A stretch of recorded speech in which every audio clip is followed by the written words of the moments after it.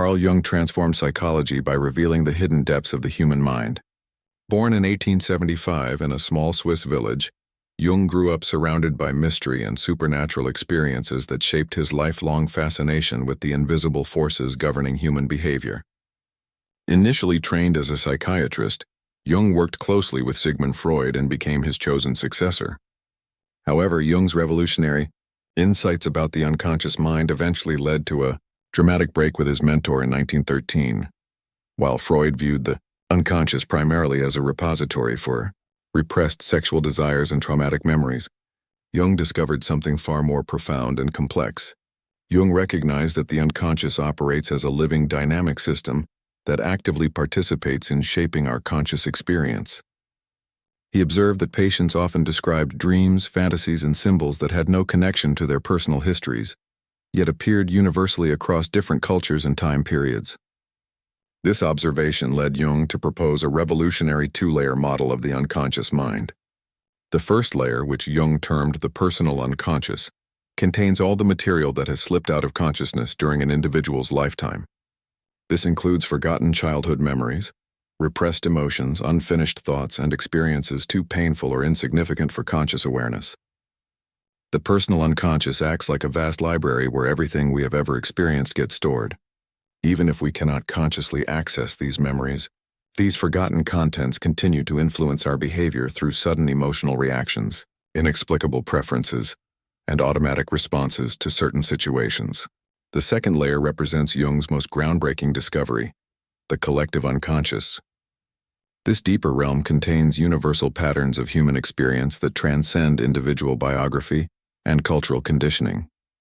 Jung realized that certain images, themes, and behavioral patterns appear consistently across all human societies, suggesting they emerge from our shared evolutionary heritage rather than personal learning. These universal elements, which Jung called archetypes, include fundamental human experiences like birth, death, the mother figure, the wise old man, and the hero's journey. The collective unconscious explains why people from completely different backgrounds often share similar dreams, create comparable myths, and respond to certain symbols in predictable ways.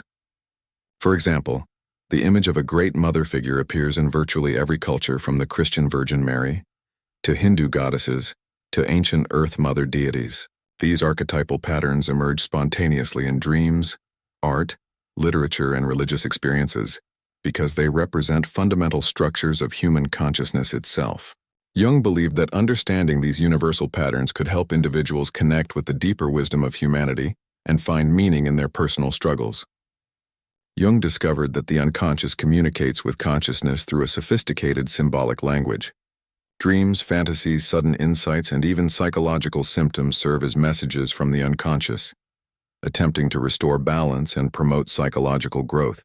Unlike Freud, who saw dreams primarily as wish fulfillment, Jung viewed them as compensatory mechanisms that provide missing perspectives and guide the conscious mind toward greater wholeness. The unconscious possesses its own intelligence and often knows solutions to problems that baffle our rational thinking. Part 2: Psychic Energy. Jung revolutionized psychology by treating the mind as an energy system governed by natural laws similar to those found in physics. He believed that psychological energy, which he called libido, flows throughout the psyche like electricity through a circuit. Unlike Freud, who viewed libido exclusively as sexual energy, Jung understood it as a general life force that manifests in all human activities, including creativity, spiritual pursuits, intellectual work, and emotional connections. This energy constantly moves between different psychological contents, creating the dynamic patterns we observe in human behavior. Jung discovered that psychic energy operates according to a fundamental principle he called compensation. When conscious attitudes become too one-sided or extreme, the unconscious automatically generates opposing tendencies to restore psychological balance. For example, if someone becomes overly rational and dismisses all emotional considerations, their unconscious will produce dreams, fantasies, or symptoms that force them to confront their neglected feeling side. This compensatory mechanism ensures that no single psychological function dominates completely, preventing dangerous psychological imbalances. The flow of psychic energy creates what Jung termed psychological complexes, which are clusters of emotionally charged ideas that operate somewhat independently within the psyche. These complexes can temporarily capture large amounts of psychological energy, causing sudden mood changes, obsessive thoughts, or compulsive behaviors. Jung observed that when energy becomes stuck in a complex, it often signals an important psychological issue that requires conscious attention and integration.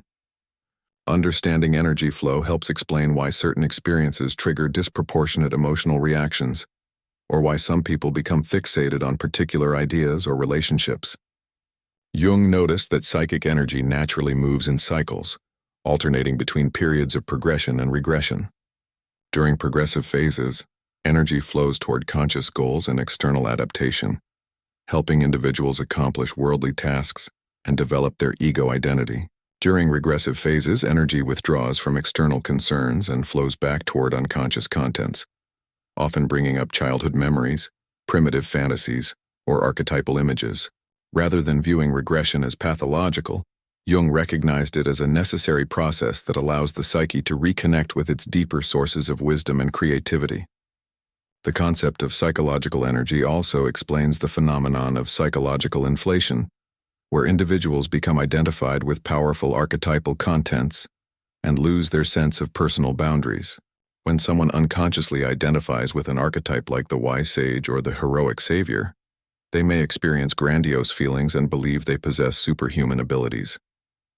This inflation occurs because archetypal energy is collective rather than personal, and when it flows through an individual ego, it can create dangerous delusions of grandeur. Jung emphasized that recognizing and respecting the autonomous nature of archetypal energy helps prevent such psychological inflation and maintains healthy ego boundaries. Part 3: Psychological Types. Jung's theory of psychological types emerged from his careful observation of fundamental differences in how people perceive and interact with the world. After years of clinical work and personal reflection, Jung identified two basic attitude types that determine whether individuals primarily focus their energy inward or outward. He called these fundamental orientations extroversion and introversion, terms that have since become part of everyday language, but are often misunderstood in their original psychological meaning. Jung emphasized that these are not personality categories, but rather descriptions of how psychic energy naturally flows in different individuals. Extroversion involves directing psychological energy toward the external world of people, objects, and activities. Extroverted individuals tend to be energized by social interaction, seek stimulation from their environment, and naturally focus on external circumstances when making decisions. They typically think out loud, process experiences by discussing them with others, and feel comfortable acting quickly without extensive internal reflection. Extroverted types often appear confident and socially skilled, but they may struggle with prolonged solitude and tend to avoid deep introspection. Introversion involves focusing psychological energy inward toward thoughts, feelings, and inner experiences.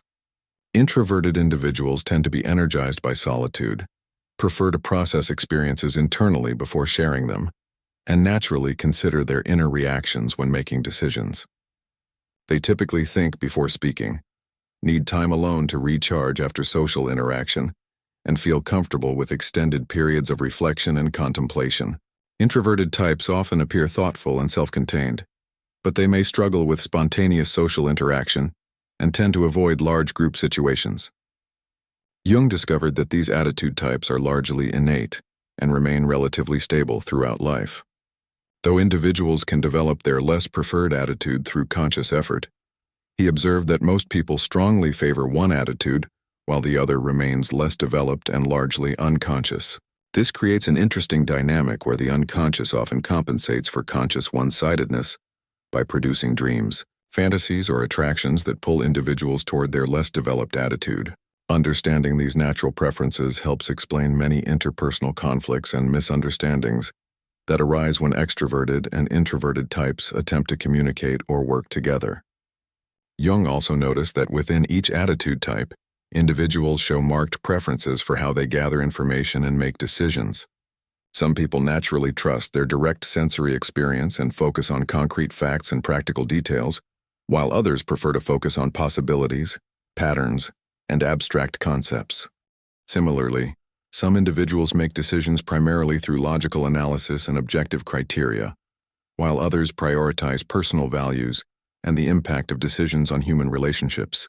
These different ways of processing information and making decisions create additional layers of psychological type differences that profoundly influence how people approach work, relationships, and life challenges. Part 4. The Four Functions. Jung identified four fundamental psychological functions that represent different ways the human mind processes information and makes decisions. These functions operate like specialized tools in the psyche, each providing a unique perspective on reality and contributing to our overall understanding of the world. Jung discovered that while everyone possesses all four functions, individuals typically develop one or two functions more fully, while the others remain relatively unconscious and undifferentiated. This uneven development creates both strengths and blind spots that significantly influence personality, career choices, and relationship dynamics. The thinking function processes information through logical analysis, objective reasoning, and systematic evaluation of cause and effect relationships. Individuals who strongly favoring tend to make decisions by analyzing facts, weighing pros and cons, and applying consistent principles regardless of personal feelings or social considerations. They excel at problem-solving, strategic planning, and understanding complex systems, but may struggle to consider the human impact of their decisions or appreciate the value of emotions in decision. Thinking types often appear detached and impersonal, but this objectivity allows them to maintain fairness and consistency even in emotionally charged situations. The feeling function evaluates information based on personal values, human considerations, and the subjective worth of different options. Individuals who favor feeling make decisions by considering what matters most to them personally and how their choices will affect other people. They excel at understanding human motivations, creating harmony in relationships, and recognizing the underlying values that guide behavior, but may struggle with impersonal analysis or making difficult decisions that hurt others. Feeling types often appear warm and empathetic, and their value-based approach helps them create meaningful connections and maintain group cohesion. The sensation function focuses on immediate sensory experience, concrete facts, and practical realities of the present moment. Individuals who favor sensation tend to trust what they can see, hear, touch, and directly experience rather than abstract theories or future possibilities. They excel at noticing details, working with their hands, and dealing with practical problems that require attention to immediate circumstances, but may struggle with long-term planning or understanding theoretical concepts. Sensation types often appear grounded and realistic, and their practical focus helps them excel in fields requiring attention to concrete details and immediate results. The intuition function perceives patterns, possibilities, and hidden meanings that exist beyond immediate sensory experience. Individuals who favor intuition tend to focus on future potential, underlying connections, and innovative possibilities rather than present realities.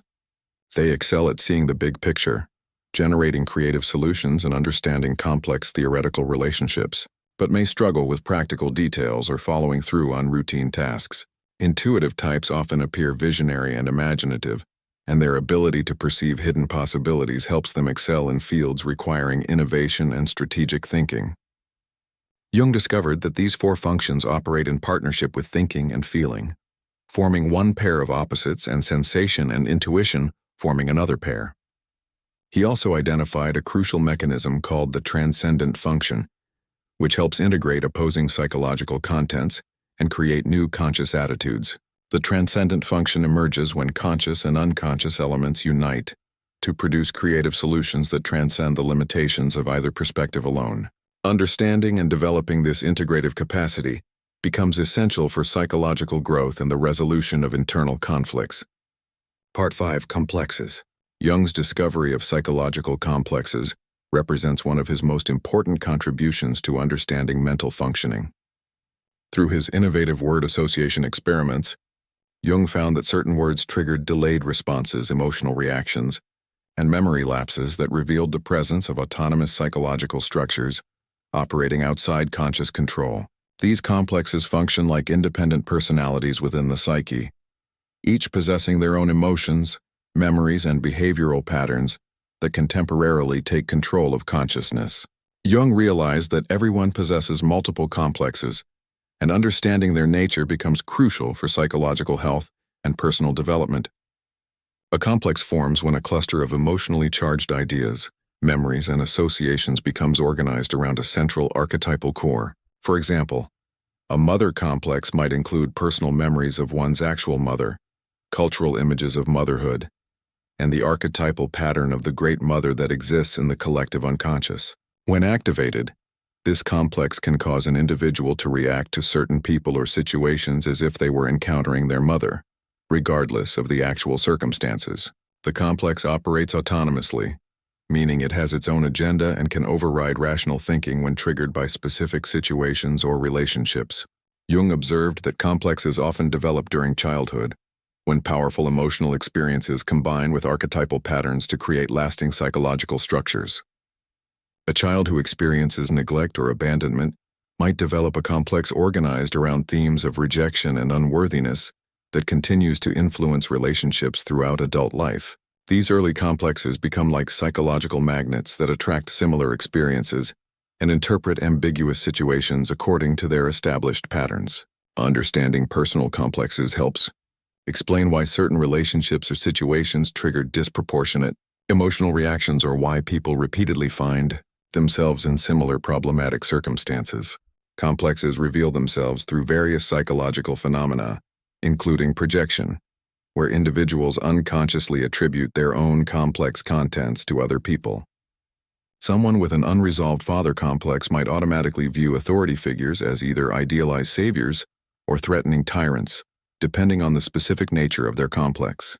Complexes also manifest through psychological inflation, where individuals become identified with archetypal contents and lose their sense of personal boundaries and limitations. A person inflated with a savior complex might believe they have special powers to rescue others and become grandiose or messianic in their behavior. Working with complexes requires developing what Jung called conscious realization, the ability to recognize when a complex has been activated and distinguish between complex-driven reactions and appropriate responses to actual circumstances. Jung developed specific therapeutic techniques including active imagination and dream analysis to help individuals dialogue with their complexes and integrate their contents more consciously. Rather than trying to eliminate complexes which Jung considered impossible and undesirable, the goal involves developing a healthy relationship with these autonomous psychological structures. When complexes are acknowledged and integrated, they can become sources of creativity, passion, and psychological energy, rather than disruptive forces that create suffering and interpersonal conflict. Part 6. The Individuation Process.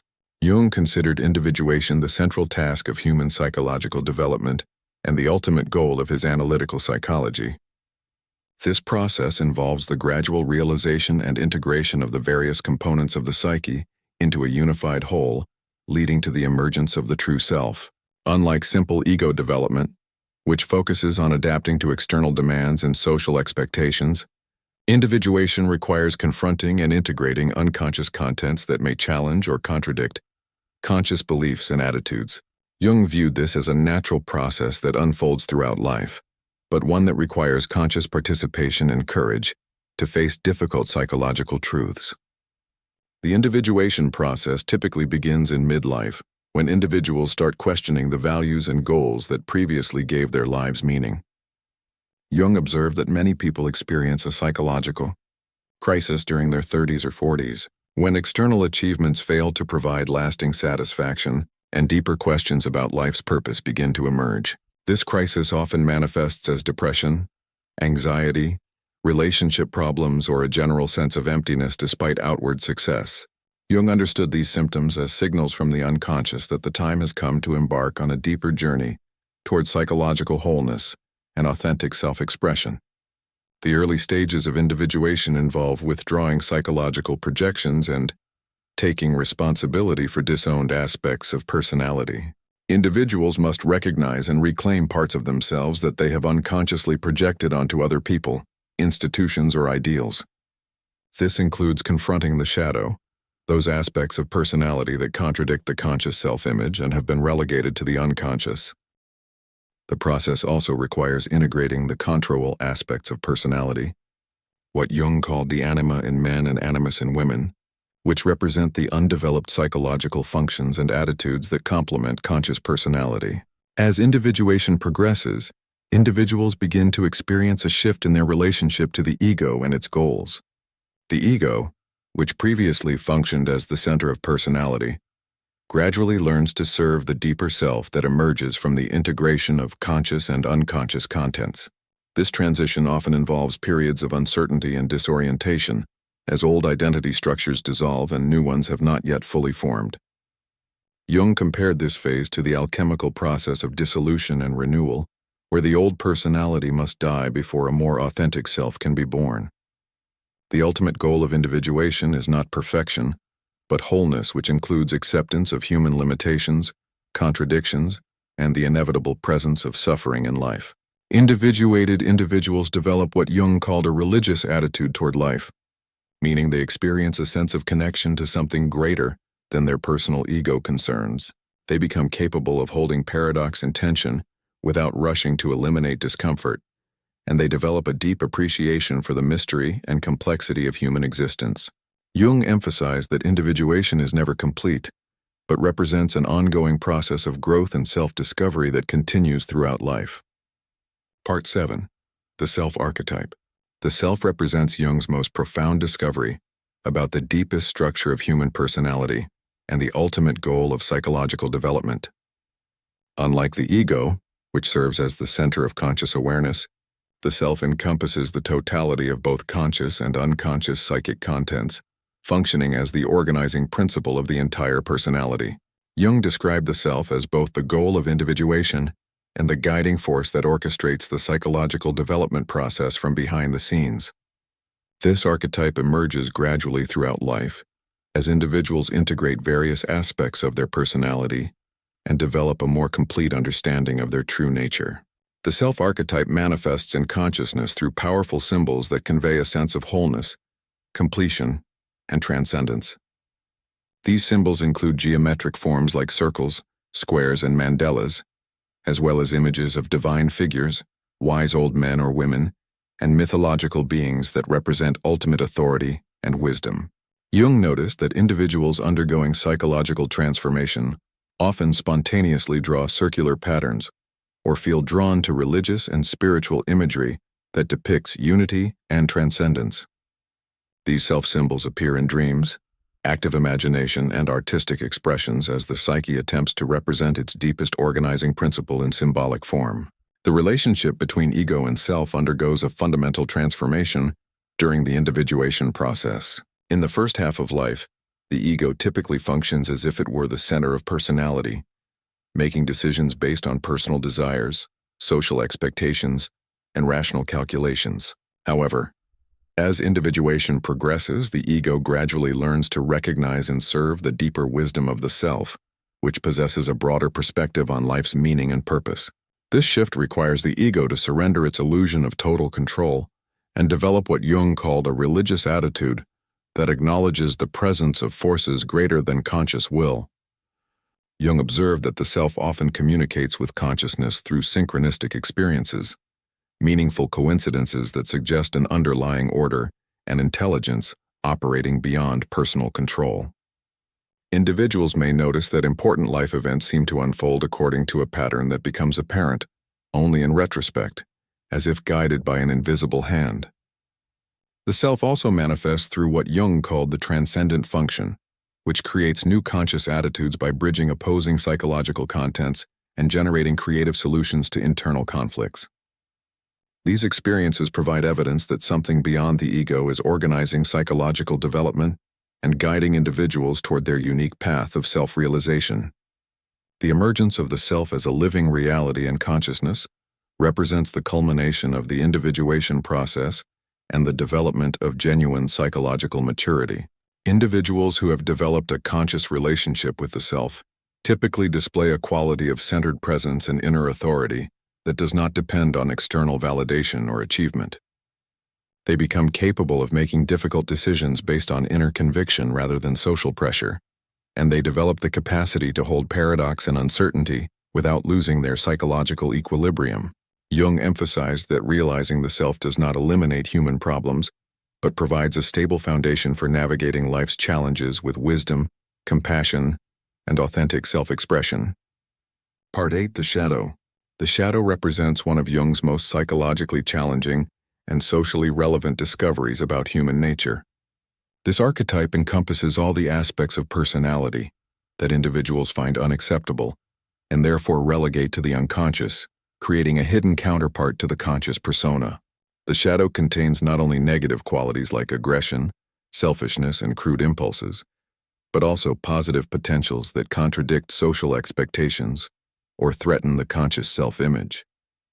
Jung emphasized that everyone possesses a shadow, and that psychological health requires acknowledging and integrating these disowned aspects rather than pretending they do not exist.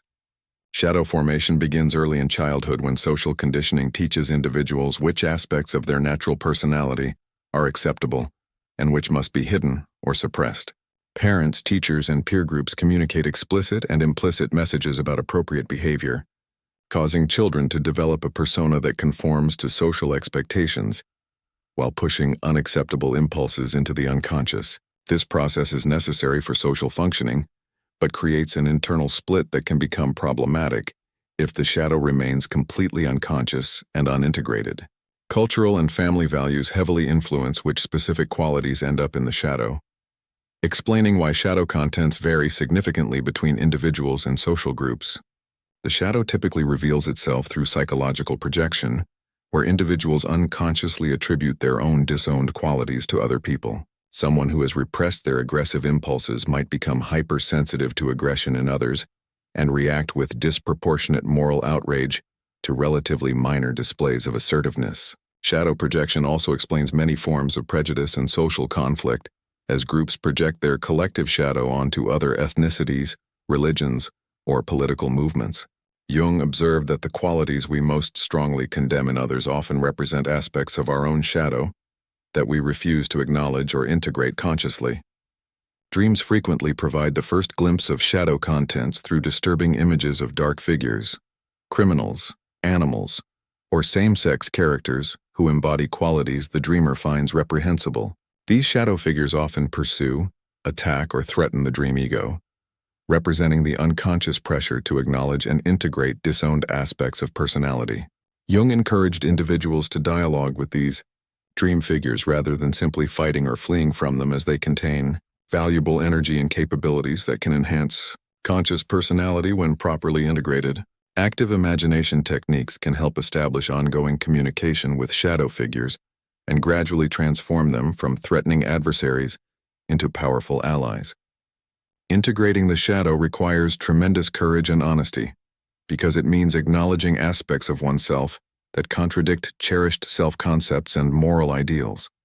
However, Jung discovered that shadow integration actually strengthens rather than corrupts conscious personality by providing access to previously unavailable energy, creativity, and authentic self-expression. Individuals who have integrated significant shadow contents become more spontaneous, passionate, and psychologically robust, while also developing genuine humility and compassion for human weakness. Jung warned that attempting to eliminate the shadow entirely leads to psychological inflation and dangerous unconscious possession, while conscious integration allows individuals to channel shadow energy constructively without being overwhelmed by it. Part 9. Anima and Animus. Jung discovered that every individual possesses an unconscious contractual aspect that compensates for the conscious gender identity and serves as a bridge between conscious and unconscious realms. In men, this unconscious feminine aspect is called the anima, while in women, the unconscious masculine aspect is termed the animus. These archetypal figures represent much more than simple gender stereotypes. They embody the undeveloped psychological functions, emotional capacities, and spiritual possibilities that complement the conscious personality. Understanding and integrating the control archetype becomes essential for psychological completeness and the development of mature relationships with both oneself and others. The anima in men typically manifests as emotional, intuitive, and relational qualities that have been underdeveloped due to masculine socialization, emphasizing logic, achievement, and emotional control. She often appears in dreams as a mysterious woman, seductress, or spiritual guide who leads the man toward greater emotional depth and connection with his inner life. When the anima remains unconscious, men may project her onto actual women, seeking in romantic relationships the emotional fulfillment and spiritual meaning they cannot provide for themselves. This projection creates unrealistic expectations and relationship difficulties, as no real woman can carry the full weight of a man's unlived psychological potential. The animus in women represents thinking, assertiveness, and spiritual authority that may have been suppressed by feminine socialization, emphasizing emotional receptivity and relational harmony. He often appears in dreams as a powerful man, teacher, or warrior who embodies conviction, intellectual strength, and the capacity for independent action. When the animus remains unconscious, women may become possessed by rigid opinions, aggressive argumentiveness, or an inability to think clearly about emotional situations. Alternatively, women may project the animus onto men, seeking in relationships the intellectual stimulation and spiritual authority they have not developed within themselves. Jung observed that contra-actual projection creates a psychological phenomenon he called participation mystique, where individuals become unconsciously merged with others and lose their sense of individual boundaries. When someone projects their anima or animus onto another person, they may experience intense attraction, idealization, or emotional dependency that has little to do with the actual qualities of the other person. These projections often lead to dramatic relationship conflicts when the idealized other fails to live up to unrealistic expectations, or when the projector begins to withdraw their projections and see the other person more realistically. Understanding projection dynamics helps explain why romantic relationships often begin with intense passion and gradually develop into more realistic but potentially disappointing connections. The integration of anima and animus requires developing a conscious relationship with these inner figures through dream work, active imagination, and the gradual withdrawal of projections from external relationships. As men develop, they become more emotionally available, creative, and spiritually sensitive without losing their masculine strength and direction. As women integrate their animus, they develop intellectual confidence, assertive capabilities, and spiritual authority while maintaining their feminine receptivity and relational wisdom. Jung emphasized that this integration does not eliminate gender differences, but creates more complete individuals who can access both masculine and feminine psychological capacities as appropriate to different life situations. Part 10. The persona. The persona represents the mask or public face that individuals present to the world in order to function effectively in social and professional contexts.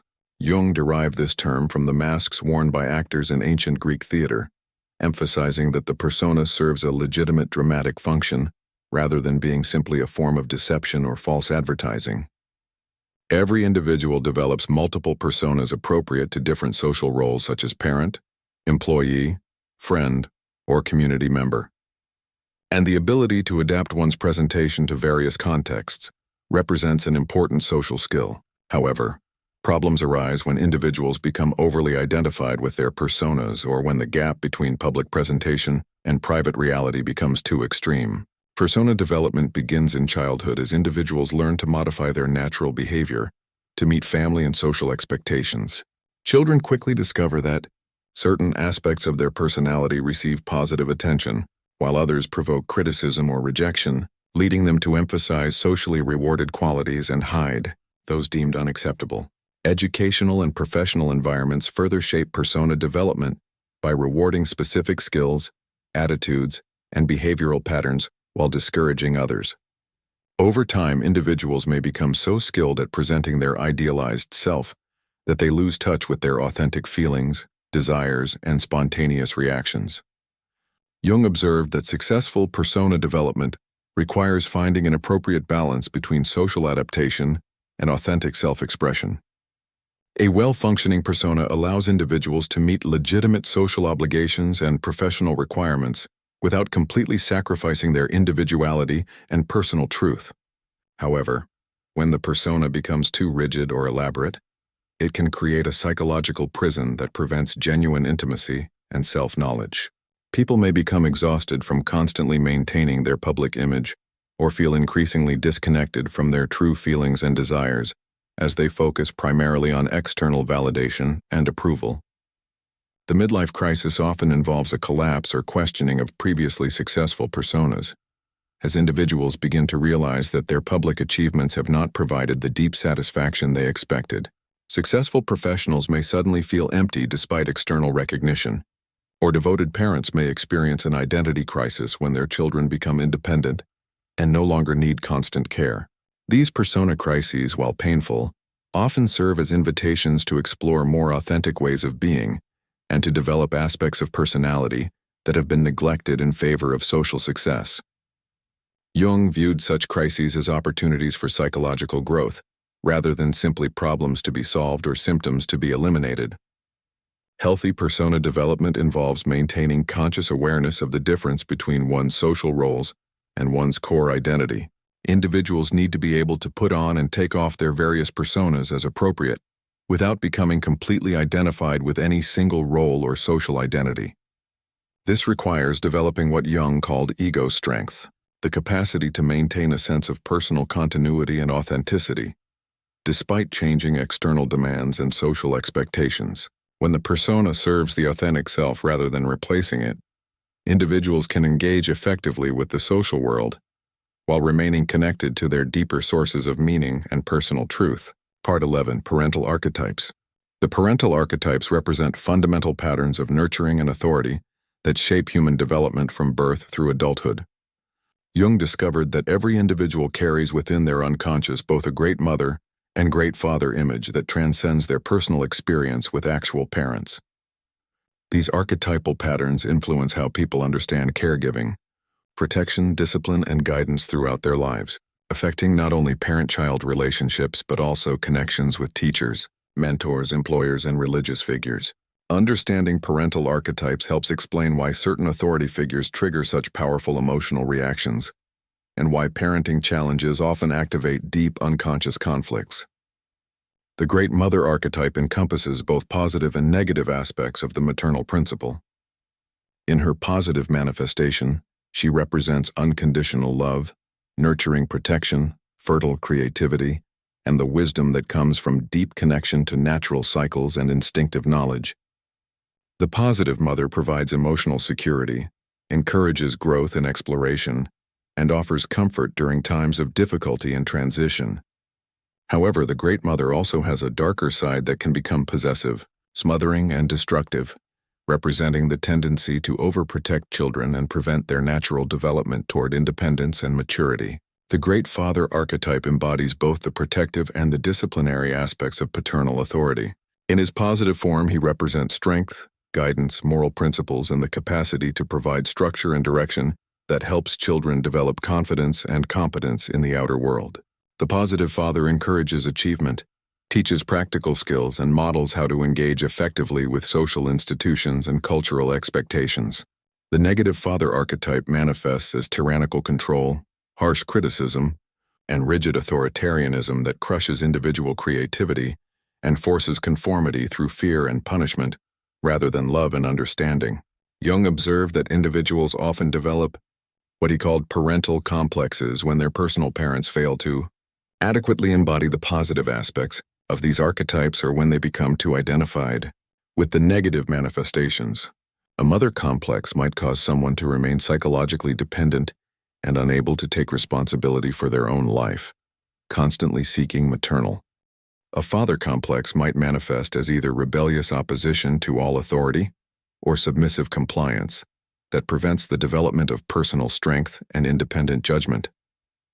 These complexes continue to influence adult relationships, career choices, and life decisions until they are recognized and consciously addressed through psychological work. The integration of parental archetypes requires developing what Jung called the inner parent, the capacity to provide for oneself the nurturing and guidance that may have been lacking in childhood.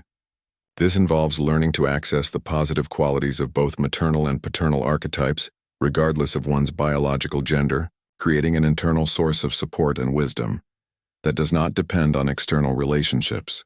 As individuals develop their inner parental capacity, they become able to offer authentic care and guidance to others without becoming possessive or controlling. And they can receive help and mentorship without losing their sense of personal autonomy. This psychological maturation allows people to break destructive family patterns and create healthier relationships with their own children and the younger people in their lives. Hero's journey and child archetype. The hero archetype represents one of humanity's most powerful and universal patterns for understanding personal transformation and the journey towards psychological maturity. Jung recognized that hero myths from cultures around the world share remarkably similar structures, suggesting they emerge from archetypal patterns embedded in the collective unconscious, rather than mere cultural transmission. The hero's journey typically involves leaving the familiar world, facing dangerous challenges, receiving help from wise mentors, and returning home transformed with new knowledge or powers that benefit the community. This archetypal pattern provides a psychological map for the individuation process and helps individuals understand their own struggles for growth and self-realization. The psychological hero's journey begins with what Jung called the call to adventure, a disruption of ordinary life that forces individuals to confront new challenges and leave behind comfortable but limiting circumstances. This call might come through external events like job loss, relationship crisis, or illness, or through internal restlessness and dissatisfaction with existing life patterns. Initially, most people resist this call and attempt to maintain their familiar routines and identities. But the pressure for growth eventually becomes too strong to ignore. The decision to answer the call requires courage because it means abandoning known securities and entering unknown territory where old coping strategies may no longer work effectively. The child archetype represents the innocent, spontaneous, and creative aspects of human nature that often become buried under adult responsibilities and social conditioning. Jung identified several manifestations of the child archetype, including the divine child, who represents new potential and spiritual rebirth, and the wounded child, who carries the pain and limitations inherited from early life experiences. The child archetype possesses remarkable resilience and the capacity for wonder, play, and magical thinking that adults often lose in their pursuit of rational control and social success. Reconnecting with healthy child energy becomes essential for creativity, joy, and the maintenance of hope during difficult life transitions and challenges. The hero's journey involves a crucial relationship between the heroic ego and the child archetype, as the hero must learn to protect and nurture their inner child, while also developing the strength and skills necessary to face adult challenges. Many psychological problems arise when individuals either remain too identified with the child archetype and avoid adult responsibilities, or when they completely abandon their childlike qualities in favor of rigid adult personas.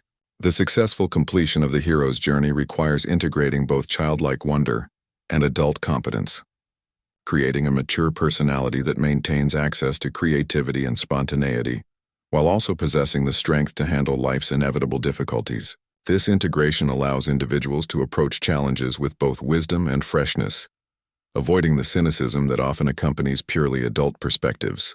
Jung emphasized that the hero's journey is not a one-time event, but a recurring pattern that individuals must navigate repeatedly throughout their lives. Each major life transition, from adolescence to marriage to parenthood to career changes to aging, involves leaving behind an old identity and developing new capacities for meeting changed circumstances.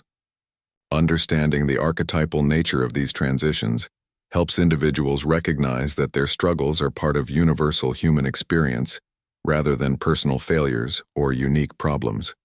The hero's journey also provides hope during difficult periods by suggesting that current challenges serve a larger purpose in personal development and that transformation and renewal remain possible regardless of past failures or present circumstances. Part 13. Trickster, Magician, and Cultural Archetypes. The trickster archetype represents one of the most ancient and psychologically significant figures in human consciousness, embodying the principle of creative chaos that disrupts established order and creates new possibilities. Found in virtually every culture, from the Norse god Loki to the Native American coyote to the African Anansi, the trickster challenges conventional wisdom and social rules through humor, cunning, and boundary-crossing behavior.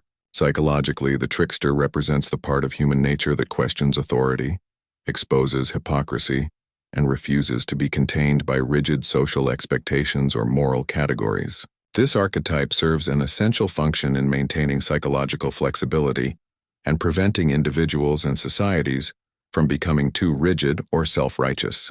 The magician archetype embodies the human capacity for transformation, knowledge of hidden laws, and the ability to bridge different levels of reality.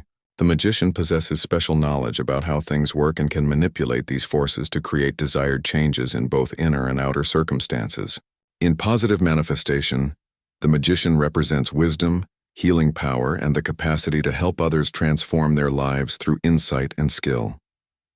However, the magician can also become corrupted into the manipulative sorcerer who uses knowledge for selfish purposes, or the inflated guru who claims powers that rightfully belong to the divine rather than the human ego. Cultural archetypes emerge from the collective experiences of specific societies and represent the shared values, fears, and aspirations that define group identity.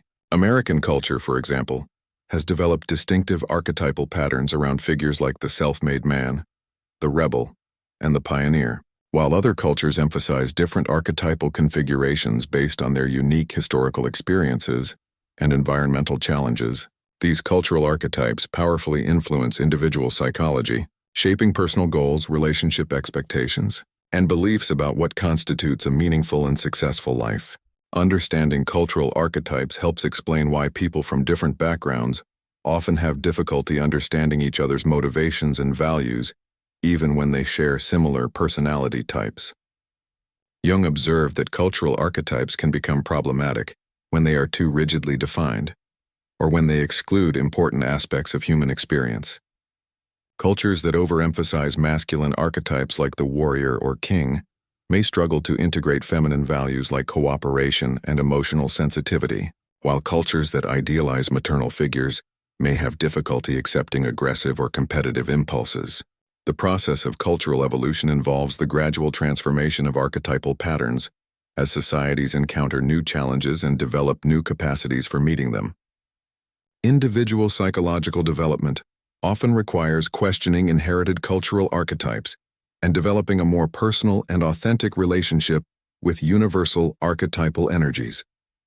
The integration of trickster and magician energies becomes particularly important for creative individuals and those working in fields that require innovation and transformation. The trickster provides the willingness to experiment, make mistakes, and challenge conventional approaches, while the magician offers the discipline and knowledge necessary to channel creative chaos into constructive outcomes. Both archetypes can become dangerous when they operate unconsciously, leading to destructive rebellion or manipulative power games rather than genuine transformation and growth. Conscious relationship with these archetypal energies allows individuals to serve as agents of positive change in their personal lives and communities while avoiding the inflation and shadow possession that often accompanies identification with powerful archetypal figures. Part 14, Stages of Life. Jung revolutionized psychology by recognizing that human development continues throughout the entire lifespan, rather than ending with childhood or adolescence. He identified distinct psychological tasks and challenges that correspond to different life stages, each requiring specific developmental achievements and offering unique opportunities for growth and self-standing. Unlike purely biological or social models of development, Jung's approach emphasized the psychological and spiritual dimensions of life transitions.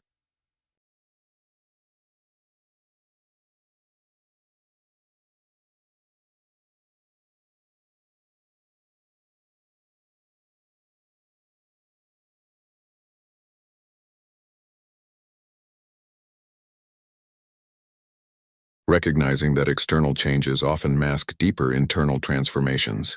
Understanding these life stages helps individuals navigate major transitions with greater awareness and purpose, while recognizing that apparent crises often signal important developmental opportunities, rather than simple problems to be solved. The first half of life, which Jung considered to extend roughly until age 40, focuses primarily on ego development and adaptation to external reality. During this period, individuals establish their identity, develop their capabilities, build relationships, and create their place in the social and professional world. The psychological tasks of this period include separating from parents, developing competence and confidence, establishing intimate relationships, and beginning to contribute to society through work and family responsibilities. Success during the first half of life typically involves developing a strong ego structure, mastering relevant skills, and achieving recognition and security in the external world. The midlife transition, which usually occurs between the late 30s and early 50s, represents a crucial turning point where the values and goals that previously provided meaning begin to feel insufficient or hollow. Jung observed that many individuals experience significant psychological disruption during this period as they question whether their achievements have truly satisfied their deeper longings for purpose and fulfillment. This transition often involves confronting mortality, recognizing unrealized potentials, and beginning to shift focus from external achievement to internal development and meaning-making. The midlife crisis, while often painful and disorienting, serves an essential function in redirecting psychological energy toward individuation and spiritual growth. The second half of life requires fundamentally different psychological orientations and developmental tasks compared to the first half. Rather than continuing to focus on ego expansion and external achievement, individuals must learn to serve something greater than their personal desires and ambitions. This period involves developing wisdom rather than just knowledge, finding meaning in limitation and loss, and preparing for the ultimate transition of death. Jung emphasized that the second half of life has a naturally religious character, meaning that individuals begin to seek connection with transcendent values and experiences that provide perspective on the temporary nature of earthly concerns.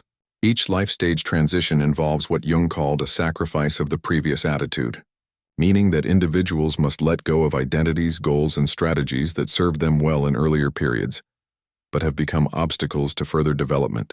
Young adults must sacrifice childhood dependency and fantasy to develop adult competence and responsibility, while midlife individuals must sacrifice the illusion of unlimited possibility and eternal youth to embrace mature wisdom and acceptance. These sacrifices are rarely made willingly, which explains why life transitions often involve periods of resistance, depression, and apparent regression before new attitudes can emerge. Understanding the necessity of these psychological deaths and rebirths helps individuals approach life transitions with greater patience and trust in the natural development process rather than fighting against inevitable changes. Part 15. Midlife Crisis and Psychological Transformation. The midlife crisis represents one of Jung's most important discoveries about adult psychological development and the natural progression of human consciousness. Jung observed that sometime between the late 30s and early 50s, many individuals experience a profound questioning of the values, goals, and identities that previously gave their lives meaning and direction. This crisis often manifests as depression, anxiety, relationship problems, career dissatisfaction, or a general sense that life has lost its vitality and purpose despite external success and achievement. Rather than viewing these symptoms as pathological, Jung recognized them as signals from the unconscious that the time has come for a fundamental reorientation of psychological priorities and life direction. The midlife crisis typically emerges when individuals realize that the external achievements they pursued during the first half of life have not provided the deep satisfaction and meaning they expected. Successful professionals may suddenly feel empty despite recognition and financial security. Devoted parents may experience identity confusion when their children become independent and committed. Spouses may question whether their relationships truly reflect their authentic needs and desires. These realizations often trigger a period of intense self-examination and questioning that can feel like a complete breakdown of previously stable life structures. Jung understood this breakdown as a necessary prelude to psychological reconstruction based on more authentic and mature foundations. The psychological dynamics of midlife transformation involve a fundamental shift in the relationship between ego consciousness and the unconscious. During the first half of life, the ego typically dominates psychological functioning, making decisions based on personal ambition, social expectations, and rational planning for future goals. At midlife, the unconscious begins to assert its own agenda more forcefully, often through dreams, fantasies, symptoms, and attractions that contradict conscious plans and values. This creates an internal conflict between the established ego identity and emerging unconscious contents that demand recognition and integration into conscious personality. Jung identified several common themes that characterize midlife psychological transformation. Many individuals begin to question the persona they have developed for professional and social success. recognizing that their public image may have become disconnected from their authentic feelings and values. There is often a renewed interest in neglected aspects of personality such as creative abilities that were abandoned for practical careers or emotional sensitivities that were suppressed in favor of rational efficiency. The shadow aspects of personality may also emerge more forcefully as individuals become aware of impulses and desires they have long denied or projected onto others. The successful navigation of midlife transformation requires developing what Jung called a religious attitude, meaning a willingness to serve something greater than personal ego desires and ambitions. This does not necessarily involve traditional religious practice, but rather a recognition that life has deeper purposes and meanings that transcend individual achievement and gratification. Individuals must learn to listen to the wisdom of the unconscious while maintaining the ego strength necessary to function effectively in daily life. This integration process often takes several years and may involve significant changes in relationships, career direction, and lifestyle as individuals align their external circumstances with their evolving inner truth and authentic self-expression. Part 16: Integration of Opposites. Jung's principle of the integration of opposites represents one of his most profound insights into the nature of psychological health and spiritual development. He observed that human personality naturally contains contradictory tendencies, conflicting desires, and opposing perspectives that create internal tension and apparent psychological problems. Rather than trying to eliminate these contradictions or choosing one side over another, Jung discovered that psychological growth requires learning to hold opposites in conscious tension until a new synthesis emerges that transcends the limitations of either extreme position. This process, which he called the transcendent function, creates new conscious attitudes and capabilities that would be impossible to achieve through rational analysis or willful decision-making alone. The most fundamental opposition in human psychology exists between conscious and unconscious contents of the psyche. Consciousness naturally tends toward order, control, and rational understanding, while the unconscious contains chaotic, instinctive, and irrational elements that often contradict conscious intentions and values. Many psychological problems arise when individuals try to maintain complete conscious control and refuse to acknowledge the legitimate needs and wisdom of unconscious contents. Integration requires developing the capacity to remain conscious while also remaining open to unconscious influences, creating a dynamic dialogue between rational and irrational aspects of personality, rather than allowing either to dominate completely. Other important psychological opposites include thinking versus feeling, sensation versus intuition, extroversion versus introversion, and masculine versus feminine psychological qualities. Most individuals develop a strong preference for one side of these opposites while relegating the other side to the unconscious, creating both strengths and blind spots in their personality development. Psychological maturity involves gradually developing the less preferred functions and attitudes without abandoning the naturally dominant ones, creating a more complete and flexible personality structure. This integration process often requires confronting the fear and resistance that arise when individuals attempt to develop psychological capabilities that feel foreign or threatening to their established self-image.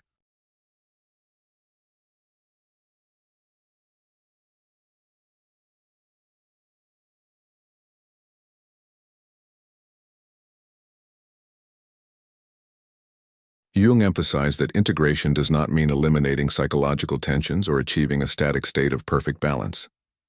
Instead, it involves developing the capacity to remain centered while experiencing the full intensity of conflicting psychological forces without being torn apart by them. This creates what Jung called a creative tension that generates new insights, solutions, and possibilities for growth and self-expression.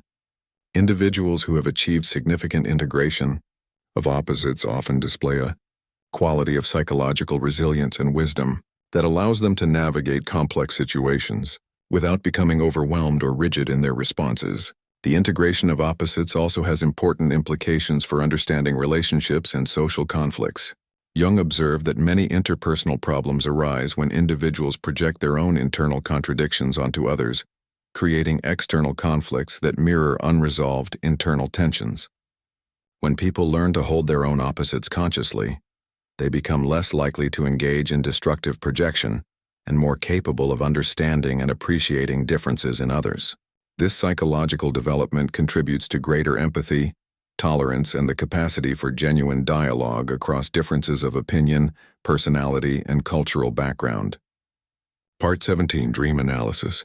Jung's approach to dream analysis departed radically from Freudian methods and established dreams as one of the most important sources of psychological insight and guidance available to human consciousness. While Freud viewed dreams primarily as disguised wish fulfillments that revealed repressed sexual desires, Jung discovered that dreams serve a compensatory function, providing perspectives and information that balance and complement conscious attitudes. Jung treated dreams as direct communications from the unconscious that speak in their own symbolic language, rather than as coded messages that need to be translated into rational concepts. This approach requires learning to understand dream symbolism on its own terms, rather than reducing dream images to predetermined meanings or theoretical interpretations. Jung developed a method called amplification that explores dream symbols by connecting them to cultural, mythological, and archetypal parallels, rather than focusing solely on personal associations. When a dream contains an image of a snake, for example, Jung would consider not only the dreamer's personal experiences with snakes, but also the universal symbolic meanings of serpents in mythology, religion, and folklore. This approach recognizes that dream symbols often carry both personal and collective meanings, connecting individual psychological development to larger patterns of human experience and wisdom.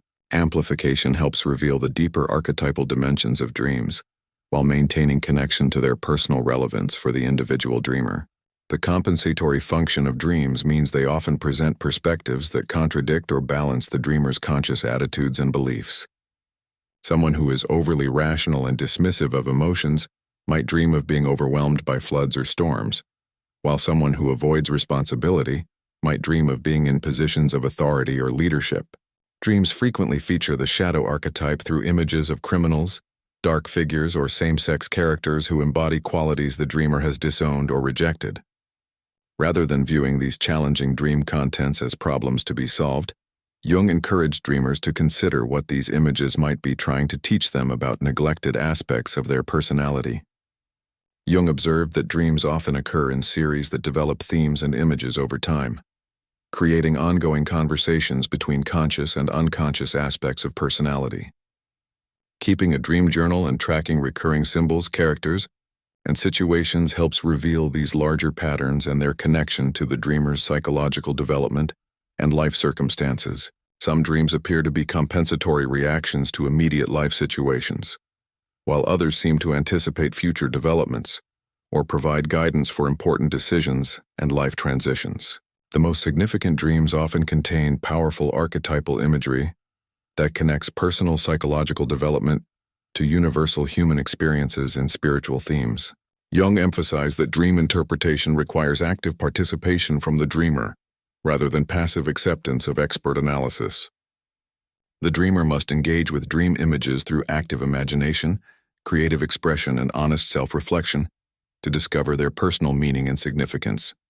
Dreams often resist quick intellectual understanding and require time, patience, and multiple approaches before they yield their insights and guidance. The goal of dream work is not to achieve final interpretations, but to establish an ongoing relationship with the unconscious that enriches conscious understanding and supports psychological growth and individuation throughout life. Part 18, Active Imagination. Active imagination represents Jung's most innovative therapeutic technique and his major contribution to practical methods for exploring and integrating unconscious contents. This process involves deliberately engaging with unconscious material through imagination, while maintaining enough conscious awareness to observe and interact with what emerges. Unlike passive fantasy or daydreaming, active imagination requires focused attention and genuine dialogue with autonomous psychological contents that appear to have their own intentions and perspectives. Jung developed this technique through his own personal psychological crisis following his break with Freud, when he used active imagination to explore the disturbing unconscious material that later became his famous Red Book. The practice of active imagination begins by entering a relaxed but alert state of consciousness and allowing images, figures, or scenarios to emerge spontaneously from the unconscious. Rather than directing or controlling these contents, the practitioner observes what appears and then engages with it as if encountering real autonomous beings or situations. This might involve having conversations with dream figures, exploring imaginary landscapes, or allowing dramatic scenarios to unfold while maintaining conscious participation and ethical responsibility for one's actions within the imagination. The key is to treat imaginary contents as psychologically real and meaningful, rather than dismissing them as mere fantasy or wishful thinking. Jung discovered that active imagination provides direct access to archetypal material and allows individuals to work with psychological complexes in a safe but powerful way. Troubling shadow figures from dreams can be encountered and dialogued with in active imagination, often revealing their positive intentions and transforming from threatening adversaries into helpful allies. Anima and Animus figures can be met and questioned about their needs and wisdom, helping to integrate control psychological contents more consciously. Active imagination also provides a method for exploring personal complexes and understanding their origins, needs, and potential for transformation without being overwhelmed by their emotional intensity. The practice requires careful attention to ethical considerations and psychological boundaries to prevent inflation or possession by autonomous unconscious contents. Jung emphasized that practitioners must maintain their ego integrity and moral responsibility, even while engaging with powerful archetypal energies and primitive psychological material. This means refusing to act out destructive impulses that emerge in imagination and maintaining clear distinctions between imaginary and external reality. Active imagination should enhance rather than replace engagement with the outer world, providing insights and energy that improve real-life relationships and responsibilities rather than creating escape from them. Jung found that active imagination often produces surprisingly creative and therapeutic results that cannot be achieved through purely rational approaches to psychological problems. Complex psychological conflicts may resolve spontaneously when allowed to play out in imagination, and creative solutions to practical problems often emerge from dialogue with unconscious figures. The technique also provides a way to continue psychological development throughout life by maintaining ongoing communication with the deeper layers of personality that contain wisdom and guidance beyond conscious understanding. Many individuals find that regular practice of active imagination enhances their creativity, emotional resilience, and capacity for self-standing, while providing a reliable method for accessing inner guidance during difficult life transitions and important decisions. Part 19, Word Association and Other Therapeutic Techniques. Jung's word association experiments revolutionized the understanding of unconscious psychological processes and provided the first scientific evidence for the existence of autonomous psychological complexes. In these experiments, Jung would read a list of words to patients and measure their response, time, and emotional reactions to each word, noting delays, unusual responses, and signs of emotional disturbance. Certain words consistently triggered delayed responses, memory lapses, and physiological changes that revealed the presence of emotionally charged psychological material operating outside conscious control.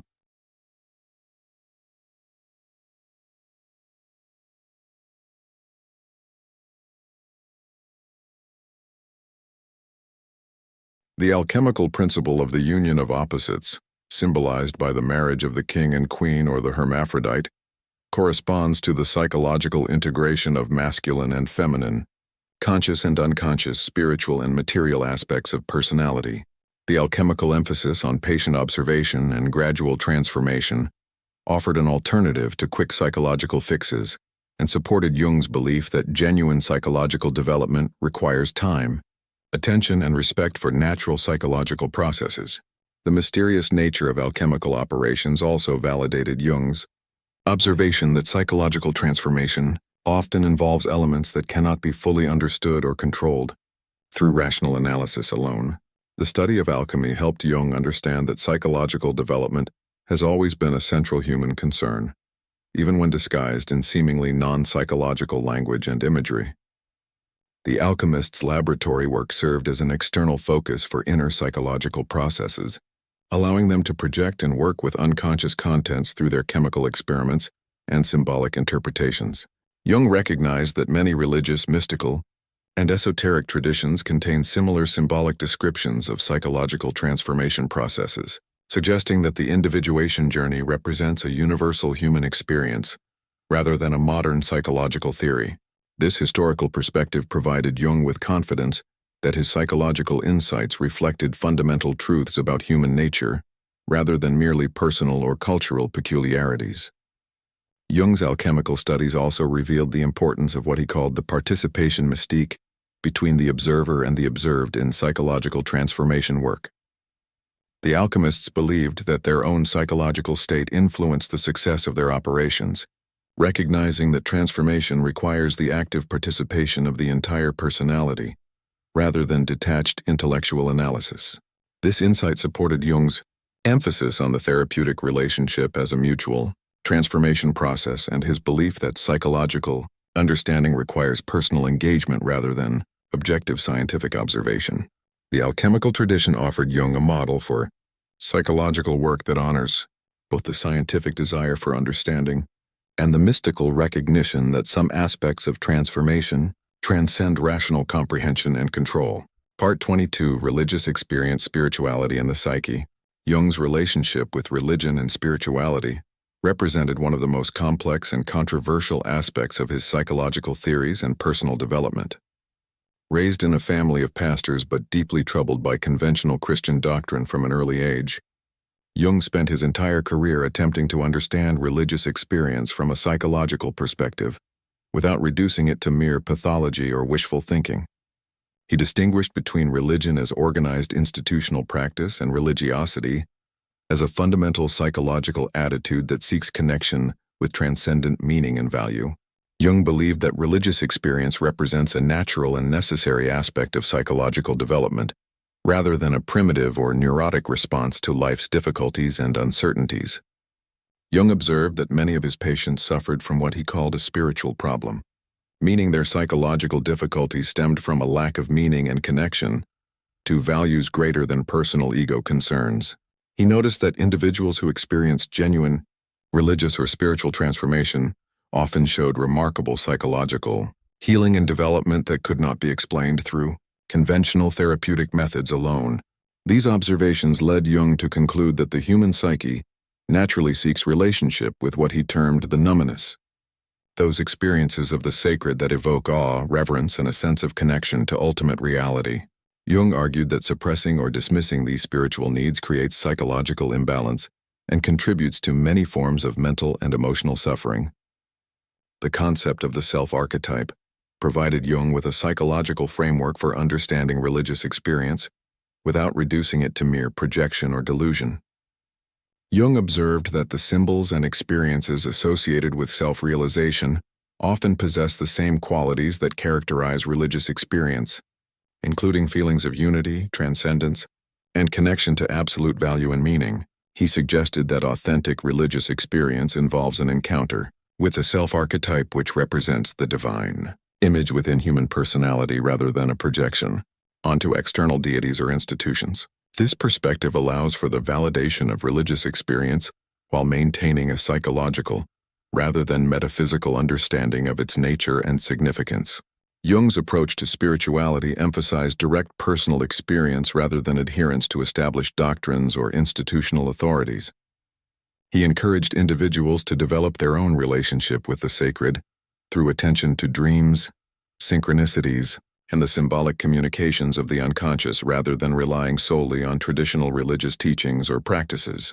Jung believed that genuine spiritual development requires the same kind of psychological honesty and self-confrontation involved in any authentic individuation process, including the integration of shadow material and the recognition of personal limitations and contradictions. This approach often conflicts with conventional religious expectations that emphasize moral purity and idealistic self-improvement rather than the acceptance of human complexity and ambiguity. Jung's emphasis on the psychological reality of religious experience had profound implications for understanding both mental health and spiritual development. He argued that psychological problems often reflect spiritual crises and that effective therapy must address the meaning-making and value-seeking aspects of human nature rather than focusing solely on symptom reduction or behavioral change. Similarly, Jung warned that spiritual practices that ignore psychological reality often lead to inflation, projection, and other forms of unconscious possession, rather than genuine transcendence and wisdom. His integration of psychological and spiritual perspectives offered a path toward wholeness that honors both the scientific understanding of human nature and the legitimate human need for connection with transcendent meaning and purpose. Part 23: Mythology, Fairy Tales, and Collective Symbols. Jung's study of mythology and fairy tales provided crucial evidence for his theory of the collective unconscious and revealed the universal psychological patterns that underlie human experience across all cultures and historical periods. He discovered that the same basic stories, symbols, and character types appear repeatedly in the folklore of societies that have had no historical contact with each other, suggesting these patterns emerge from shared psychological structures rather than cultural transmission. These archetypal stories serve as maps for understanding fundamental human experiences like growing up, falling in love, facing challenges, and discovering personal identity and purpose. Jung viewed mythology and fairy tales as the collective dreams of humanity that preserve and transmit essential psychological wisdom from generation to generation. Fairy tales particularly fascinated Jung because they present archetypal patterns in their simplest and most direct form, stripped of the elaborate cultural and historical details that characterize more complex mythological systems. The basic structure of fairy tales typically involves a young person leaving home, facing various trials and challenges, receiving help from magical figures, and ultimately achieving transformation and integration. This pattern mirrors the individuation process and provides guidance for understanding the psychological tasks and obstacles involved in personal development and self-realization. Jung observed that the symbolic language of fairy tales speaks directly to the unconscious and often provides insights about psychological problems that cannot be accessed through rational analysis alone. The study of collective symbols revealed how archetypal images carry multiple layers of meaning that can be understood at personal, cultural, and universal levels simultaneously. The symbol of the tree, for example, might represent personal growth for an individual, cultural values about connection to nature for a society, and the archetypal pattern of the axis mundi that connects earth and heaven for humanity as a whole.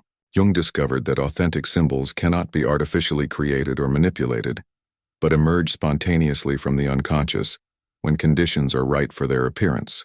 These natural symbols possess what Jung called a transcendent function that bridges conscious and unconscious contents and facilitates psychological transformation and growth. Jung found that modern individuals often suffer from symbol poverty, meaning they have lost connection to the rich symbolic traditions that previously provided meaning and guidance for psychological development.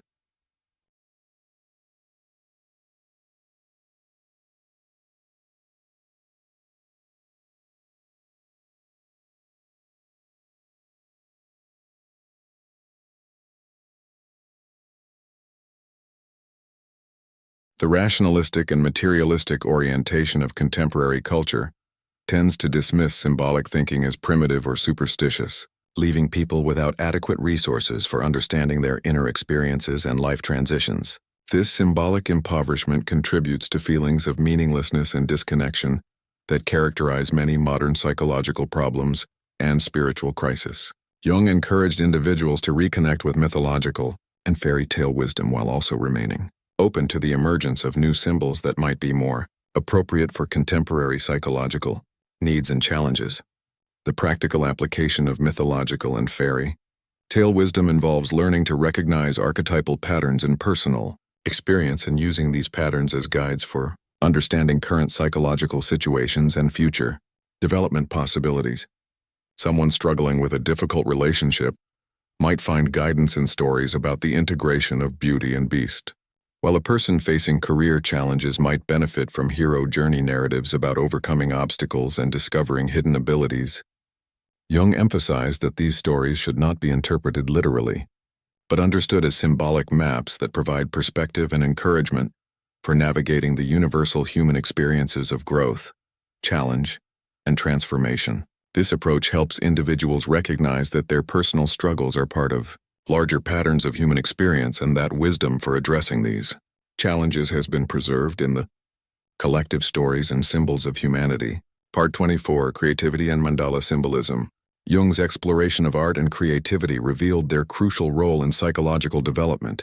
and the expression of unconscious contents that cannot be adequately communicated through rational language alone. He observed that creative expression often emerges from the same psychological depths that produce dreams and symptoms, but transforms potentially disturbing unconscious material into forms that can be consciously appreciated and integrated. Jung distinguished between two types of creative work: psychological art that focuses on personal experience and meaning, and visionary art that channels archetypal contents from the collective unconscious and speaks to universal human experiences. Both forms serve important psychological functions, but visionary art particularly fascinated Jung because of its capacity to reveal collective psychological dynamics and anticipate cultural developments. The mandala symbol became central to Jung's understanding of psychological wholeness and the self-archetype. Jung first encountered mandalas in his own psychological work when he began spontaneously drawing circular patterns during his personal crisis following his break with Freud. He discovered that creating these circular designs provided a sense of psychological centering and helped integrate conflicting psychological contents into a unified whole. Jung later found that mandala symbols appear universally in religious art, cultural traditions, and the spontaneous artistic expressions of individuals undergoing psychological transformation, suggesting they represent an archetypal pattern for organizing psychological experience around a stable center. Jung observed that mandalas naturally emerge in the artwork of individuals who are working to integrate opposing psychological forces and achieve greater personality wholeness. The circular boundary of the mandala provides a contained space where conflicting elements can be arranged in harmonious relationship without destroying each other through unresolved tension. The center of the mandala often contains symbols that represent the self or divine presence, while the surrounding areas display various psychological contents in balanced relationship to this organizing principle. Creating mandalas can serve as both a diagnostic tool for understanding current psychological states and a therapeutic technique for promoting integration and psychological healing. The process of artistic creation itself serves important psychological functions that extend beyond the production of aesthetic objects or personal entertainment. Jung discovered that genuine creative work requires the ego to step aside and allow unconscious contents to emerge and find expression through the creative medium. This process of creative surrender and conscious collaboration with unconscious forces provides practice for the kind of ego-self relationship that characterizes psychological maturity and wisdom. Creative work also provides a safe way to explore and express psychological contents that might be too threatening or overwhelming to encounter directly through other means, allowing gradual integration of shadow material and archetypal energies. Jung emphasized that the psychological value of artistic expression does not depend on technical skill or aesthetic sophistication, but on the authenticity and depth of the psychological contents being expressed. Simple drawings, poems, or other creative expressions that emerge spontaneously from psychological need often possess more therapeutic value than technically accomplished works that remain disconnected from genuine inner experience. Jung encouraged individuals to engage in regular creative practice as part of their psychological development, viewing artistic expression as a natural human capacity that provides access to wisdom and healing resources that exist beyond rational understanding. This approach treats creativity not as a special talent possessed by a few gifted individuals, but as a fundamental psychological function that can support growth and integration throughout life for anyone willing to engage authentically with their inner creative impulses. Part 25. Neurosis, Psychosis, and Mental Health. Jung's approach to understanding mental illness departed significantly from traditional medical models by viewing psychological symptoms as meaningful expressions of unconscious conflicts rather than simply biological dysfunctions to be eliminated. He observed that neurotic symptoms often serve a compensatory function, attempting to restore psychological balance when conscious attitudes have become too one-sided, or when important psychological needs have been ignored or suppressed. Rather than viewing symptoms as purely pathological, Jung recognized them as communications from the unconscious that signal the need for psychological adjustment and growth. This perspective shifts the focus from symptom elimination to understanding the psychological meaning and purpose behind disturbing mental and emotional experiences. Jung distinguished between neurosis and psychosis based on the individual's relationship to unconscious contents and their capacity to maintain ego functioning. In neurosis, the ego remains relatively intact, but conflicts with unconscious contents create anxiety, depression, obsessions, or other symptoms that interfere with daily functioning. The neurotic individual typically maintains awareness of reality, but experiences internal conflicts between conscious intentions and unconscious impulses, or between different psychological complexes. Jung viewed neurosis as a sign that the personality has become unbalanced and needs to integrate neglected or rejected aspects of psychological experience in order to achieve greater wholeness and authentic self-expression. Psychosis in Jung's understanding involves a more serious breakdown in the relationship between ego, consciousness, and unconscious contents, often resulting in the flooding of consciousness by archetypal material that cannot be adequately integrated or understood. Rather than viewing psychotic experiences as meaningless brain disorders, Jung looked for the psychological significance and symbolic meaning contained within apparently bizarre thoughts, perceptions, and behaviors. He observed that psychotic episodes often contain profound spiritual and archetypal themes that reflect the individual's attempt to resolve fundamental questions about identity, meaning, and relationship to ultimate reality. This approach suggests that some forms of mental breakdown might represent incomplete or misdirected attempts at psychological breakthrough and transformation. Jung's concept of mental health emphasized psychological wholeness and the capacity for ongoing growth and adaptation, rather than the mere absence of symptoms or perfect social adjustment. He believed that psychological health requires maintaining a dynamic relationship between conscious and unconscious contents that allows for the integration of new experiences and the continued development of personality throughout life.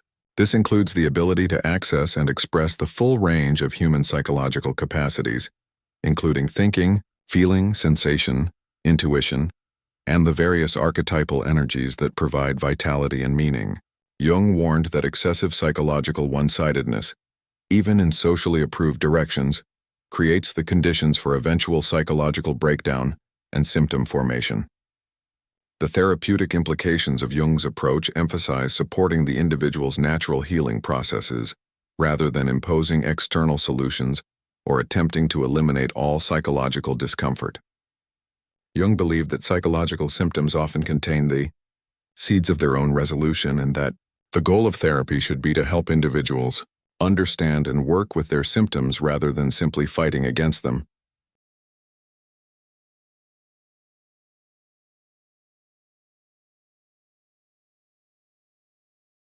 This approach requires patience and trust in the wisdom of psychological processes that may initially appear destructive or meaningless, but often reveal their constructive purpose when approached with respect and careful attention.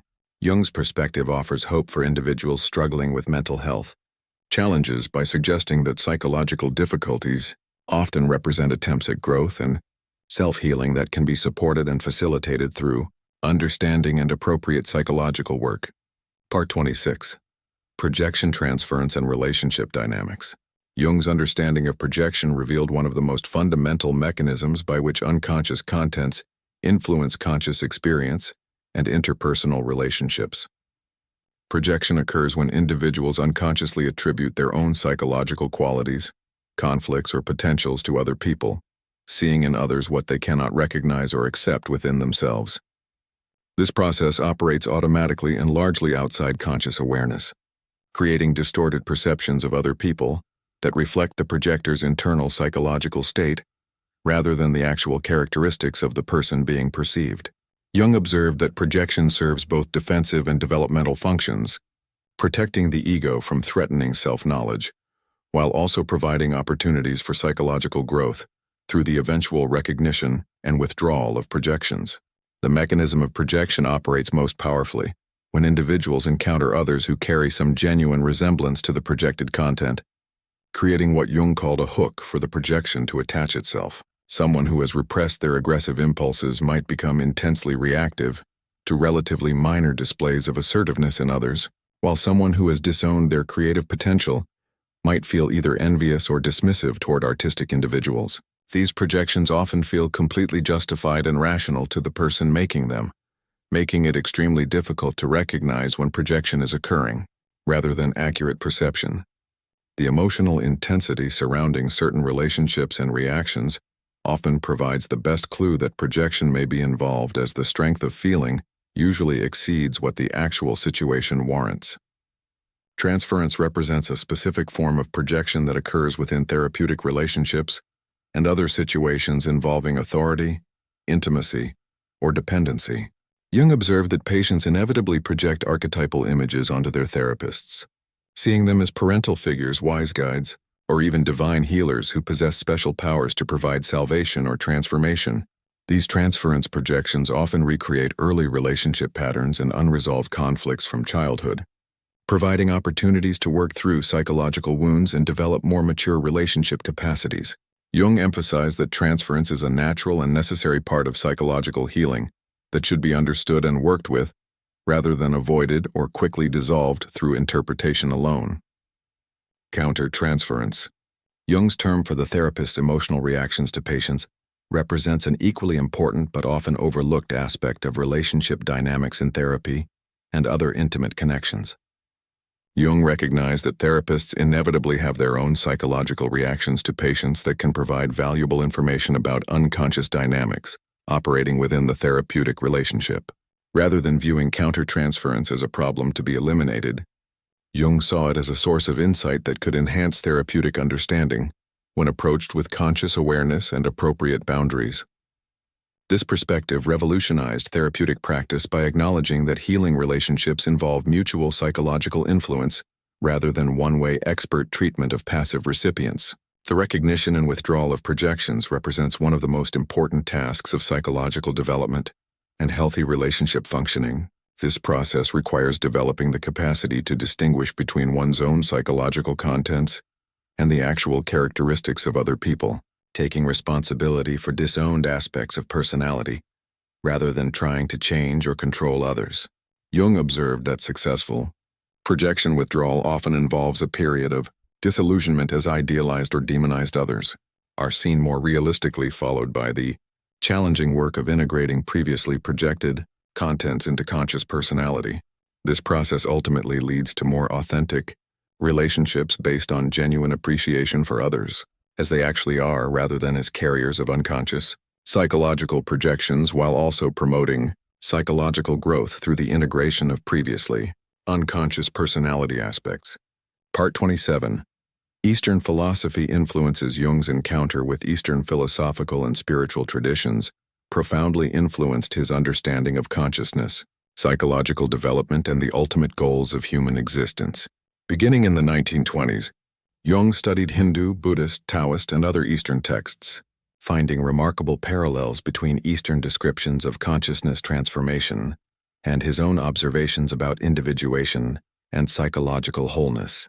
Unlike many Western intellectuals who approached Eastern philosophy as exotic curiosities, Jung recognized these traditions as sophisticated psychological systems that offered practical guidance for understanding and working with the deeper layers of human consciousness.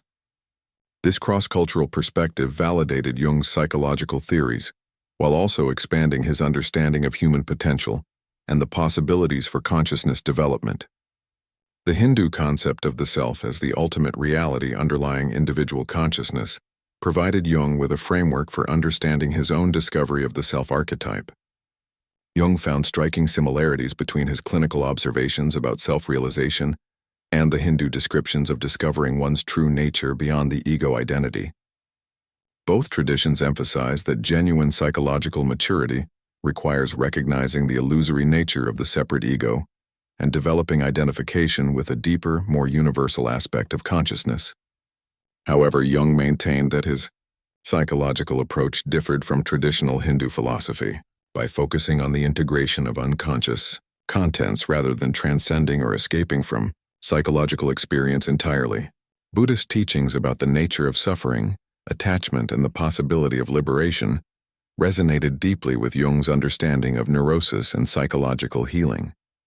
The Buddhist analysis of how mental suffering arises from clinging to fixed ideas about self and reality paralleled Jung's observations about how psychological rigidity creates internal conflicts and symptoms. The Buddhist emphasis on mindful awareness and non-judgmental observation of mental processes influenced Jung's therapeutic techniques and his approach to working with unconscious contents. Jung particularly appreciated the Buddhist middle way philosophy that avoids extreme positions and seeks balance between opposing forces, seeing it as compatible with his own emphasis on integrating psychological opposites rather than eliminating them. Taoist philosophy provided Jung with valuable insights about the natural flow of psychological energy and the importance of wu-wei or effortless action that aligns with natural processes rather than forcing outcomes through willful control.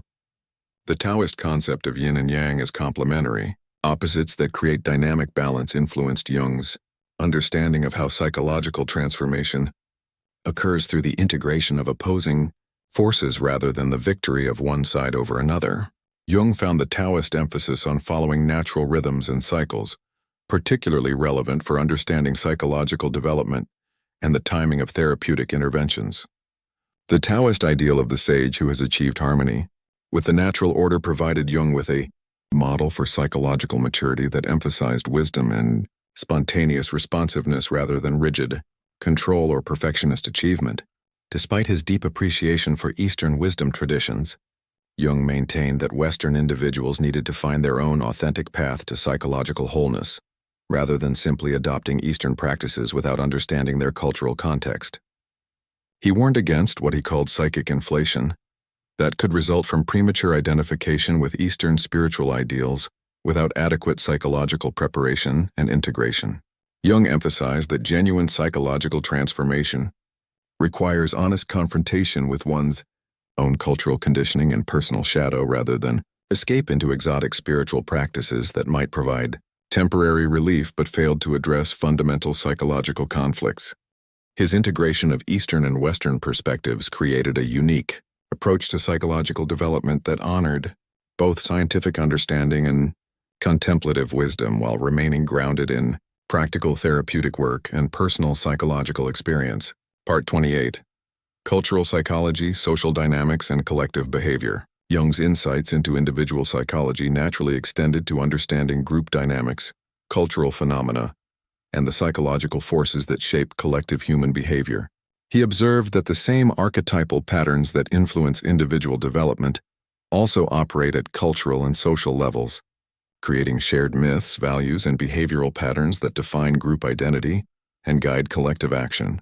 Jung recognized that cultures like individuals possess both conscious values and collective shadows, and that understanding these group psychological dynamics becomes essential for comprehending social conflicts, political movements, and cultural changes. His analysis of collective psychology provided a framework for understanding how individual psychological health interconnects with the psychological health of the broader social and cultural environment. The concept of collective shadow helps explain many forms of social prejudice, scapegoating, and intergroup conflict that characterize human societies throughout history.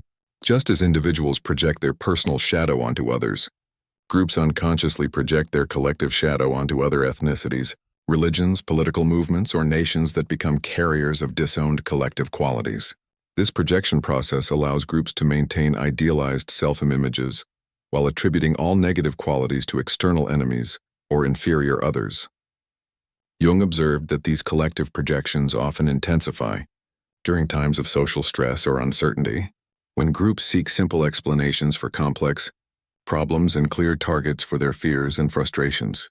Jung's analysis of mass movements and political phenomena revealed how archetypal energies can be activated and manipulated at the collective level. He observed that successful political leaders often embody or activate powerful archetypal images, such as the wise father, the savior hero, or the strong protector that resonate with unconscious collective needs and fantasies. When entire populations become possessed by archetypal energies without conscious understanding, they may engage in destructive collective behaviors that individual members would never consider in their personal lives. Jung's analysis of the rise of Nazism in Germany provided a chilling example of how collective psychological regression can occur when rational consciousness is overwhelmed by primitive, archetypal forces that promise simple solutions to complex social and economic problems. The phenomenon of participation mystique operates powerfully in group settings, creating unconscious psychological merging that can either enhance collective creativity and cooperation or lead to dangerous loss of individual judgment and moral responsibility. Jung observed that individuals often lose their capacity for independent thinking when they become too identified with group consciousness, allowing collective emotions and opinions to override personal values and rational analysis. This psychological fusion can create the intense solidarity and shared purpose that characterizes effective teams and communities. But it can also facilitate mob behavior and collective violence when group consciousness becomes dominated by shadow projections and archetypal possession. Understanding participation mystique helps explain both the positive potential and the dangerous risks inherent in all forms of collective human endeavor. Jung emphasized that healthy cultural development requires the same kind of consciousness and integration that characterizes individual psychological maturity. Cultures need to recognize and integrate their collective shadows rather than projecting them onto other groups, and they must develop the capacity to hold paradox and complexity rather than seeking oversimplified solutions to social problems. This requires individuals who have achieved sufficient psychological development to resist collective possession and maintain independent judgment, while still contributing constructively to group goals and social cooperation. Jung viewed the development of conscious individuals as essential for cultural progress, since only people who have integrated their own shadows and developed authentic selfhood can help groups navigate the psychological challenges inherent in collective human life without succumbing to destructive archetypal possession or shadow projection. Part 29, The Red Book and Liebe Novas.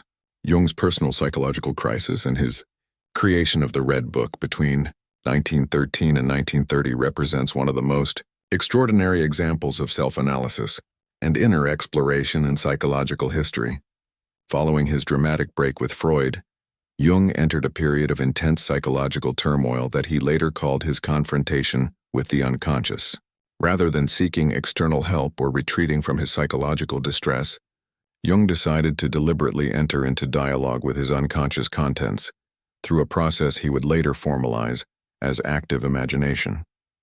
This dangerous but necessary journey into his own psychological depths provided the experiential foundation for virtually all of his subsequent theoretical contributions to psychology and the understanding of human consciousness.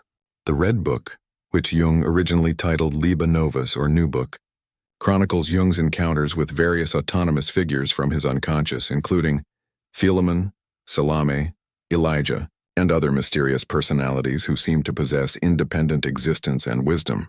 Jung engaged in extended conversations with these inner figures, asking them questions about the nature of reality, consciousness, and human purpose, while carefully recording their responses and insights.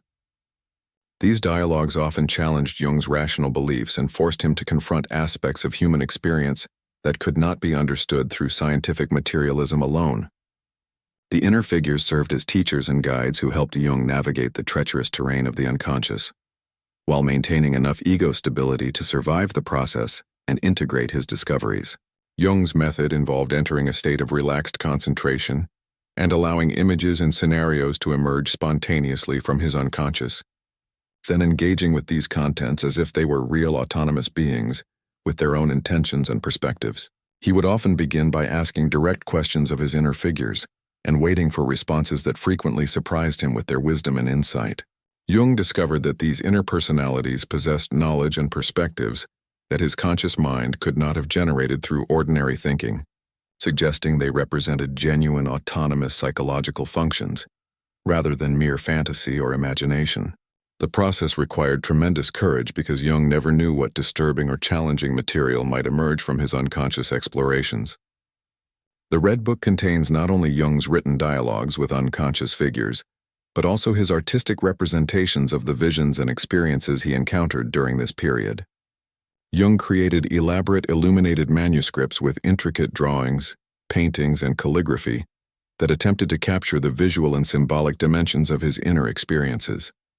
These artistic expressions serve both as records of his psychological journey and as active imagination techniques that helped him engage more deeply with the symbolic contents of his unconscious.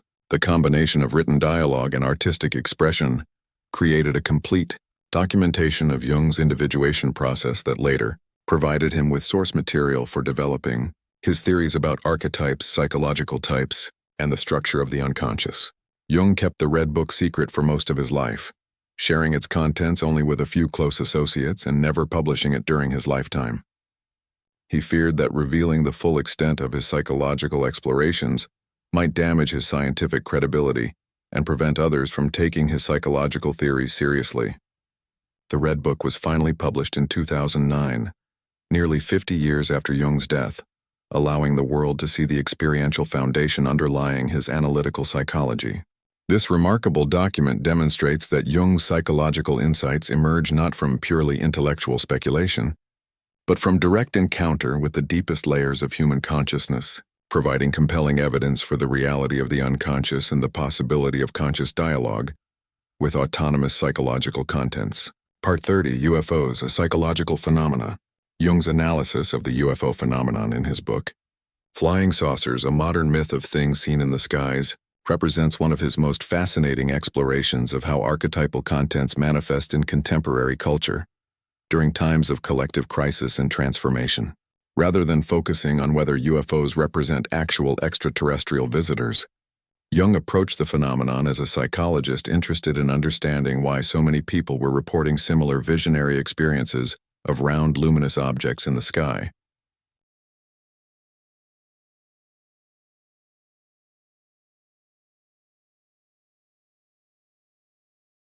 Jung began to wonder whether the archetypal patterns he observed in psychological experience might represent the same organizing principles that create pattern and order in the physical universe. The psychoid hypothesis suggests that archetypes exist in a realm that is neither purely psychological nor purely physical, but rather psychophysically neutral, manifesting as psychological patterns when encountered by consciousness, and as physical patterns when expressed through matter and energy. This would explain why archetypal symbols and patterns appear not only in human psychology, but also in the structure of crystals, the behavior of biological systems, and the mathematical relationships that govern physical phenomena. Jung speculated that what we call consciousness and what we call matter might be two different ways of experiencing or describing the same underlying archetypal reality. This perspective offers a potential bridge between scientific materialism and psychological or spiritual understanding by suggesting they describe different aspects of a unified reality rather than completely separate domains. Jung's psychoid concept has profound implications for understanding synchronicity and the meaningful coincidences that often accompany psychological transformation. If archetypal patterns operate in both psychological and physical domains, then synchronistic experiences might represent moments when the underlying unity of mind and matter becomes temporarily visible to consciousness. This would explain why synchronicities often involve external events that mirror or symbolically represent internal psychological states, as if the same archetypal pattern were expressing itself simultaneously through consciousness and through physical circumstances.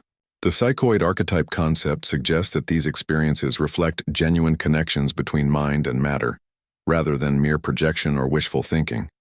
Contemporary research in quantum physics, consciousness studies, and systems theory has developed ideas remarkably similar to Jung's psychoid archetype concept, suggesting he was ahead of his time in recognizing the inadequacy of strict mind-matter dualism. Fields such as quantum field theory, morphic resonance, and information theory explore how pattern and organization might represent fundamental aspects of reality that transcend conventional physical and psychological categories.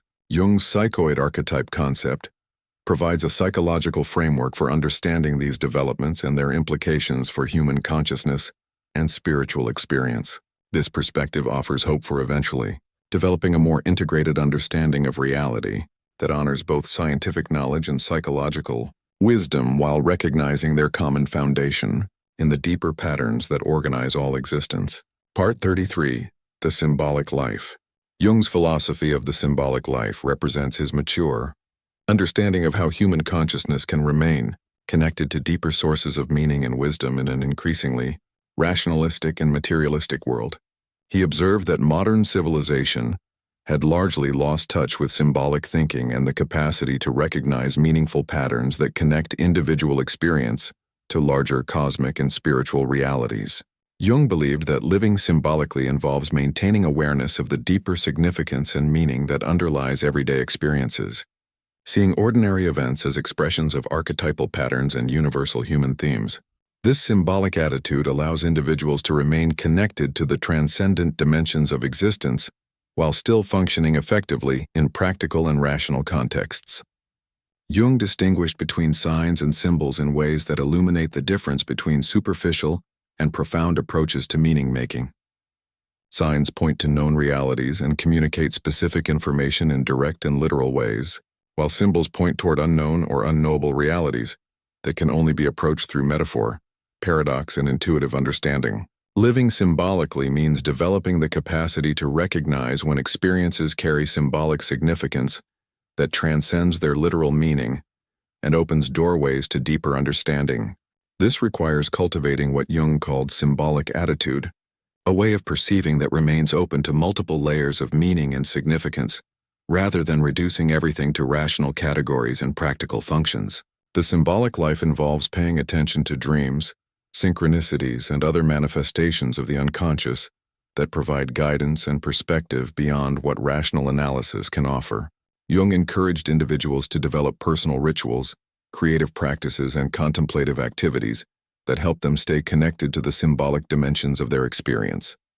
This might include keeping a dream journal, engaging in artistic expression, spending time in nature, or participating in religious or spiritual practices that honor mystery and transcendence. The goal is not to abandon rational thinking, but to supplement it with symbolic awareness that provides access to wisdom and guidance from deeper psychological and spiritual sources. Jung observed that individuals who lose connection to symbolic life often experience what he called spiritual poverty, a sense of meaninglessness and disconnection that no amount of external success or rational understanding can remedy. Without access to symbolic meaning, life becomes reduced to mechanical routines and purely practical concerns that fail to nourish the deeper human needs for purpose, transcendence, and connection to something greater than personal ego concerns. The symbolic life provides an antidote to this modern malaise by helping individuals recognize the sacred dimensions present within ordinary experience and maintain connection to the eternal patterns that give life meaning and direction. This approach does not require belief in particular religious doctrines, but rather cultivates an attitude of reverence and wonder toward the mystery and complexity of existence itself. Living symbolically also involves recognizing how personal experiences participate in larger archetypal patterns that connect individual development to universal human themes and cosmic processes. A person struggling with a difficult relationship might recognize their situation as a manifestation of the eternal tension between freedom and commitment, while someone facing career challenges might see their struggle as part of the hero's journey toward discovering authentic vocation and purpose. This symbolic perspective provides comfort and guidance during difficult periods by revealing that personal struggles are part of larger, meaningful patterns rather than random suffering or individual failure. The symbolic life ultimately offers a way of living that honors both rational intelligence and intuitive wisdom while maintaining openness to the mystery and wonder that make human existence meaningful and worthwhile despite its inevitable difficulties and limitations. Part 34. Psychological Types in Relationships and Teams. Jung's typology system provides invaluable insights for understanding relationship dynamics, team effectiveness, and the sources of both conflict and complementarity that arise when different personality types interact. Each psychological type brings unique strengths and perspectives to relationships, but these same differences can create misunderstandings and conflicts when individuals fail to appreciate the validity of approaches that differ from their own natural preferences. Understanding type dynamics helps explain why certain relationship patterns repeat across different partnerships and why some teams function smoothly while others struggle with persistent communication problems and interpersonal tension. This knowledge can transform potentially destructive differences into opportunities for mutual learning and enhanced effectiveness through conscious appreciation of complementary psychological gifts. In romantic relationships, psychological type differences often create both the initial attraction and the ongoing challenges that couples must navigate throughout their partnership. Opposite types frequently attract each other because each partner offers psychological qualities that the other lacks or has underdeveloped, creating opportunities for growth and completeness through relationship. An introverted thinking type might be drawn to an extroverted feeling type who helps them access emotional warmth and social connection, while the feeling type benefits from the thinking type's logical analysis and objective perspective.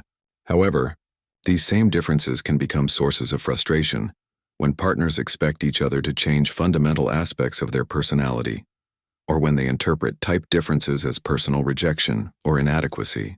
Successful relationships between different types require developing what Jung called psychological generosity, the capacity to appreciate and support your partner's natural way of functioning, even when it differs significantly from your own preferences. This involves learning to communicate in ways that respect type differences, rather than trying to force partners to adopt unfamiliar psychological approaches that feel foreign or uncomfortable. For example, introverted partners need time alone to process experiences and make decisions, while extroverted partners need verbal processing and social interaction to think clearly and feel emotionally connected. Couples who understand these differences can create relationship structures that honor both partners' psychological needs rather than forcing compromise that leaves both people partially unsatisfied. Team effectiveness often depends on achieving appropriate psychological diversity that ensures all necessary functions and perspectives are represented in group decision-making and problem-solving processes. Effective teams typically include both thinking types who can analyze problems objectively and feeling types who consider human impact and values, as well as both sensing types who attend to practical details and intuitive types who generate innovative possibilities. Teams dominated by similar types often excel in certain areas while developing significant blind spots that can lead to poor decisions and missed opportunities. Understanding type dynamics helps team leaders assign roles appropriately, structure communication processes to include all perspectives, and resolve conflicts that arise from type-based misunderstandings rather than genuine disagreements about goals or values. The practical application of type awareness requires moving beyond simple categorization to develop genuine appreciation for the gifts and contributions that each type offers to collective endeavors. Rather than using type knowledge to excuse limitations or avoid personal growth, individuals can use typological understanding to identify areas where they need support from others and opportunities to develop their less preferred functions. This creates more conscious and effective relationships where differences become resources for mutual enhancement, rather than sources of conflict and misunderstanding. Teams and couples who successfully integrate type awareness often report improved communication, reduced conflict, and enhanced creativity, as they learn to leverage their psychological diversity rather than fighting against it or trying to eliminate natural differences that actually strengthen their collective capacity and effectiveness. Part 35. Legacy, Modern Applications, and Integration. Jung's profound influence on psychology, psychotherapy, and human understanding extends far beyond his original theoretical formulations and continues to evolve through contemporary applications and research. His foundational insights about the unconscious, psychological types, archetypes, and individuation have been integrated into numerous therapeutic approaches, educational systems, and organizational development programs around the world.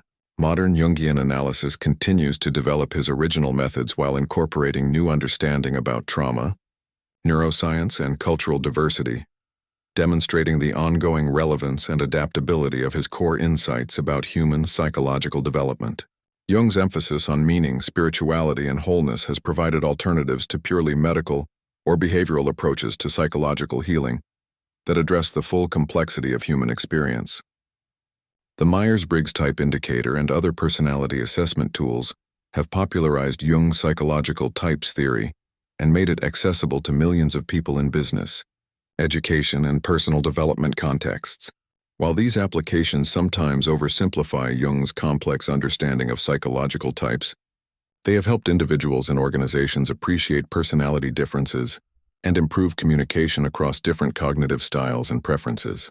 Contemporary type theory has expanded Jung's original formulations to include cultural variations, developmental aspects, and more nuanced understanding of how types manifest in different life contexts and professional environments. This widespread application of typological thinking has contributed to greater acceptance of psychological diversity and reduced tendency to pathologize natural differences in how people process information and make decisions. Jung's insights about trauma, psychological complexes, and the compensatory functions of symptoms have influenced modern trauma therapy, family systems work, and other contemporary therapeutic approaches. His understanding that symptoms often contain important psychological information and serve adaptive functions has supported the development of more collaborative and respectful therapeutic relationships that honor client wisdom and natural healing processes. Contemporary therapists integrate Jungian concepts like active imagination, dream work, and creative expression into various treatment modalities, recognizing their value for accessing and processing psychological material that resists purely verbal or cognitive approaches. The Jungian emphasis on the therapeutic relationship as a mutual transformation process has influenced many forms of relational and humanistic therapy that prioritize authentic human connection over technical intervention. Modern applications of Jungian psychology extend into organizational development, leadership training, and social change work that addresses collective psychological dynamics and cultural transformation. Understanding archetypal patterns, shadow projection, and collective complexes helps leaders and change agents work more effectively with group dynamics and cultural resistance to necessary changes and innovations. Environmental psychology, conflict resolution, and social justice work increasingly incorporate Jungian insights about how unconscious psychological forces influence collective behavior and how conscious integration can promote more constructive social change. The growing interest in mindfulness, spirituality, and holistic approaches to human development reflects Jung's prescient recognition that purely rational and materialistic worldviews cannot adequately address fundamental human needs for meaning and transcendence. Perhaps Jung's most important legacy lies in his demonstration that psychology can embrace both scientific rigor and respect for the mystery and complexity of human existence without abandoning either perspective. His integration of empirical observation with mythological wisdom, therapeutic practice with spiritual insight, and individual development with collective understanding created a comprehensive approach to human psychology that remains relevant for contemporary challenges. As humanity faces unprecedented global challenges that require both technological innovation and psychological wisdom, Jung's emphasis on consciousness development, shadow integration, and the cultivation of meaning provides essential guidance for navigating complexity without losing connection to deeper sources of wisdom and value. His vision of individuation as both personal fulfillment and service to collective human development offers hope that individual psychological growth can contribute to the larger project of creating more conscious and compassionate human societies.